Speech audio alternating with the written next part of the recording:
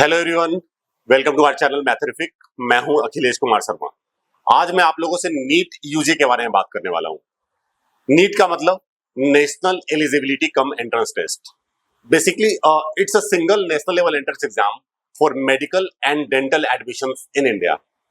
So this exam is conducted by NTA, national testing agency. मैं जो आपसे बात करने वाला हूं, नेक्स्ट ईयर जो नीट का एग्जाम होगा दैट इज 2026 में, उसके बारे में। सो बेसिकली जब ये एग्जाम होगा अगले साल, उसके फॉर्म जो निकलेंगे फरवरी के महीने में निकलेंगे, और इसका एग्जाम जो होता है वो मई के फर्स्ट वीक में हो जाएगा, और उसी के मंथ में मोस्ट प्रोबेबली आपका इसका रिजल्ट आ जाएगा।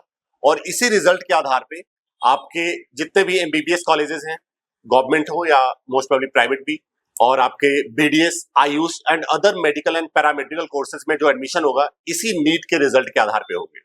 अब मैं बात करता हूं आपसे इस एग्जाम के एप्लीकेशन फी के बारे में।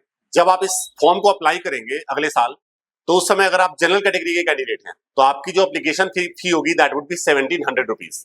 और अगर आप ओबीसी या ईडब्ल्यूएस कैटेगरी से बिलोंग करते हैं तो आपकी एप्लीकेशन फी होगी दैट वुड बी 1600 रुपीज, 1600 रुपए। और अगर आप SC and ST PWD candidate से बिलोंग करते हैं कैटेगरी से, तो आपका जो एप्लीकेशन फी होगा that would be 1000 rupees. Age limit की बात करूं तो इस एग्जाम का जो मिनिमम एज होता है, इस एग्जाम को फिलअप करने के लिए जो मिनिमम एज होगा दैट वुड बी 17 इयर्स। 17 साल के लिए आपकी एज कम से कम होनी चाहिए, और इसका कोई भी अपर एज लिमिट नहीं। सो डिस्कस करता हूं अभी मैं इसके एग्जाम पैटर्न के बारे में। एग्जाम पैटर्न जो इसका होता है, बेसिकली जो एग्जाम होगा that would be 3 hours 20 minutes का। टोटल आपको 200 मिनट का समय मिलेगा, और इसमें टोटल 200 क्वेश्चन होंगे, जिसमें आपको 180 क्वेश्चन करने होंगे। हर क्वेश्चन सही होने पे आपको +4 मार्क्स मिलेगा, और अगर आपने गलत किया तो आपके -1 हो जाएंगे। टोटल जो क्वेश्चन पेपर होता है, टोटल आपके 720 मार्क्स का टोटल पेपर होगा।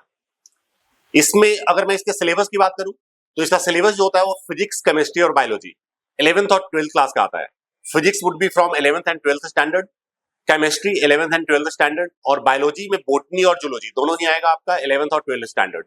मैं अगर इसके प्रिपरेशन स्ट्रेटेजी की बात करूं तो अगर आप बायोलॉजी की स्टडी कर रहे हैं तो आपको लाइन बाय लाइन हर एक चीजों को, बायोलॉजी में जो भी एनसीईआरटी है आपका, उसका लाइन बाय लाइन आपको पढ़ना होगा।